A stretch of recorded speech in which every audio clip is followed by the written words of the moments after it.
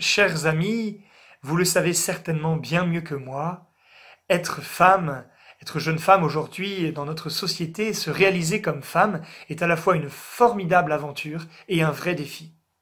Même s'il demeure de nombreuses injustices et de nombreuses inégalités concernant la femme aujourd'hui, notre société offre cependant de plus en plus d'opportunités et ouvre de plus en plus de portes pour que comme jeune femme et comme femme, vous puissiez accomplir votre personne, réaliser tout ce que vous voulez réaliser, porter jusqu'au bout vos talents, porter également de nombreuses responsabilités qui sont pour vous une bénédiction et qui le sont aussi pour la société tout entière.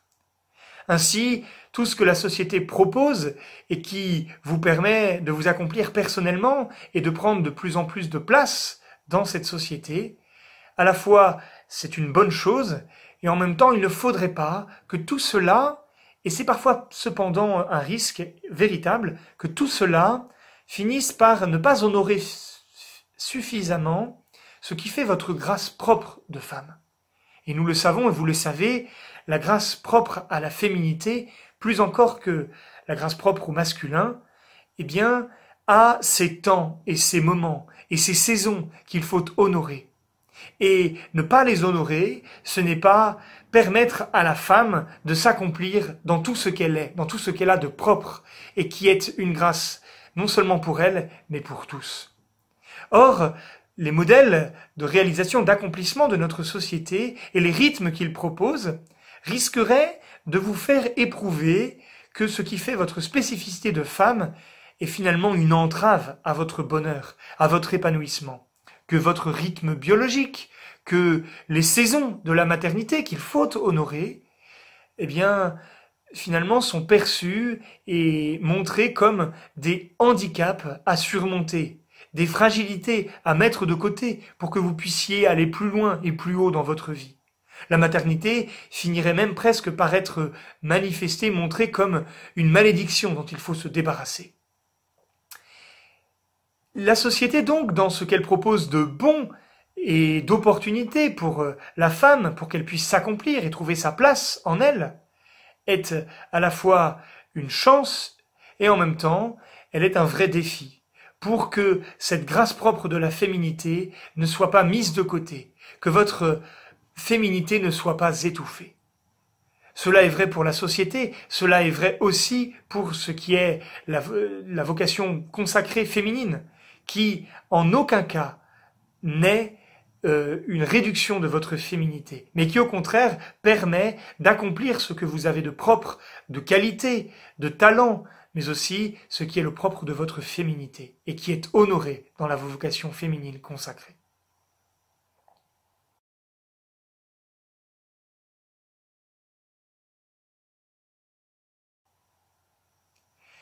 La vocation de la femme dans le plan de Dieu est merveilleuse, et en même temps, il faut le reconnaître, est un grand mystère, comme elle l'est d'ailleurs pour l'homme aussi.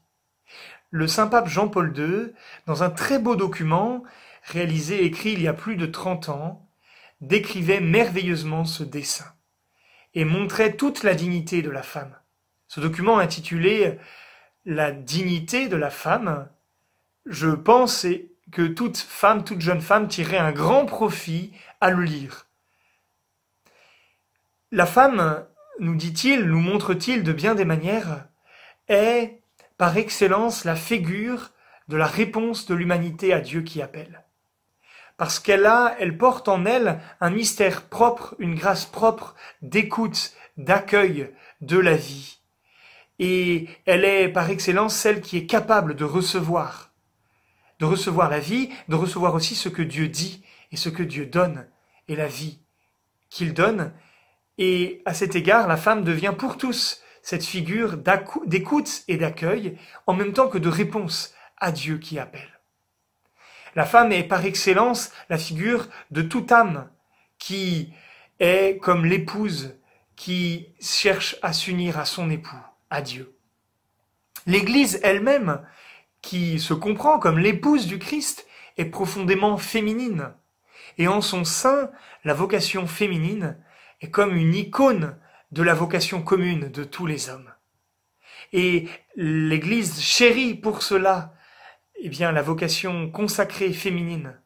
Parce qu'en son sein, elle vient révéler cette vocation et cette grâce propre qui est d'écouter, d'accueillir la parole de Dieu, l'appel de Dieu et d'y répondre. De même, dans notre société actuelle, qui est une société marquée par beaucoup de peur, la femme, par la liberté d'amour qu'elle a, cette capacité aussi de don propre, eh bien, occupe une place prophétique au milieu du monde. Elle vient nous inviter chacun à oser cette liberté d'amour, cette liberté de don pour se réaliser, pour se trouver. Et la vocation féminine consacrée, apostolique en particulier, et également contemplative, est pour le monde une grâce irremplaçable.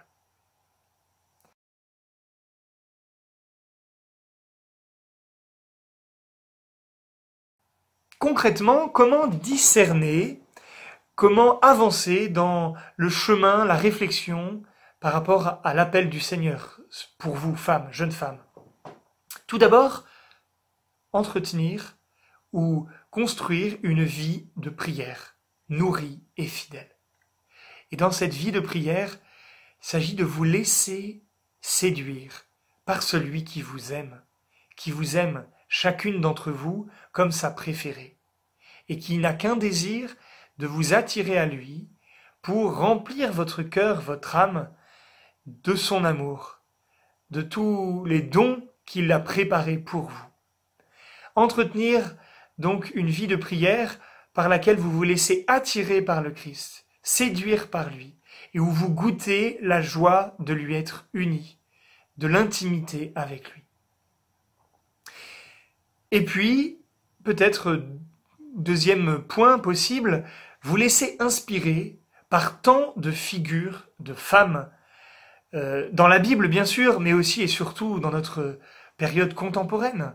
Combien de saintes, combien de femmes extraordinaires suscitées par Dieu.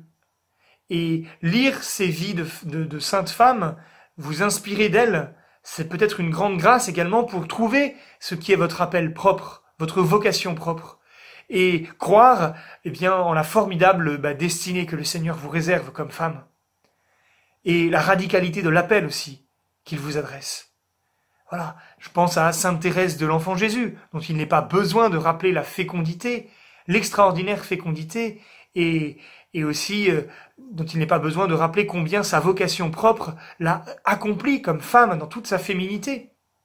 Ou bien Marthe Robin, ou Madeleine Delbrel, ou Sainte Maria Goretti, ou la bienheureuse Chiara Luce, Sainte Élisabeth de la Trinité, Sainte Faustine, Sainte Thérèse Bénédicte de la Croix, Sainte Joséphine Bakhita, ou bien Sainte Mère Teresa. Tant de femmes consacrées dont le cœur s'est élargi au contact du Christ en répondant à leur vocation. Tant de femmes dont la vie a été tellement remplie et dont la fécondité a été si grande. Je t'invite, chère jeune fille, jeune femme, à te laisser inspirer par elles, te laisser toucher par leur vie et à croire, à rêver à la hauteur de leurs rêves à elles aussi. Je t'invite aussi peut-être, ce serait mon troisième point, à être curieuse.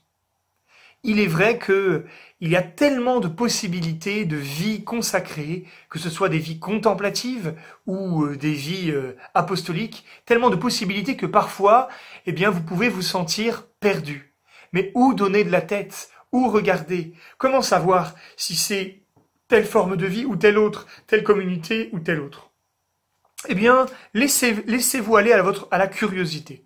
Peut-être dans vos temps de vacances, prenez un temps pour repérer autour du lieu où vous vous trouvez s'il n'y a pas une communauté religieuse, contemplative ou apostolique. Et allez vous rendre compte de ce que c'est, de ce qu'elle est. Quelques heures simplement, une demi-journée, pour voir, pour sentir toutes ces formes de vie consacrée qui existent et qui ne demandent qu'à être connues de vous.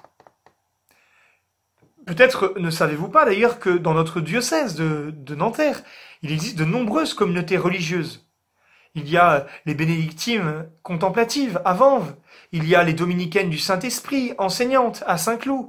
Il y a les sœurs de saint Thomas de Villeneuve, hospitalières, et au service des hôpitaux, à Neuilly. Il y a les filles de la Charité à Nanterre. Il y a aussi des vierges consacrées dans le diocèse. Ça vaut le coup peut-être d'aller jeter un œil dans toutes ces communautés pour vous rendre compte.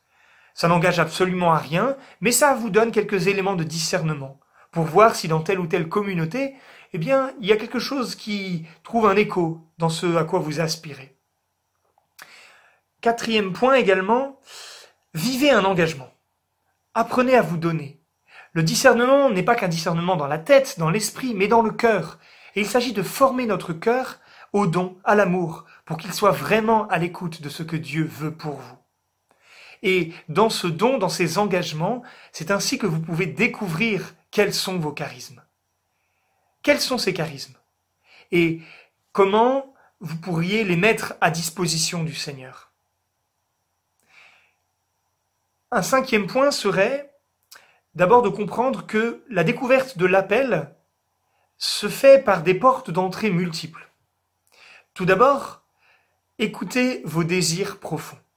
Prenez le temps, dans la prière, dans la méditation, par une retraite, ou par des temps de silence chez vous, seul, d'écouter vos désirs profonds.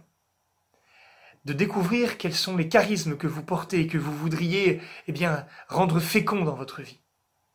Voilà. Écoutez vos désirs profonds.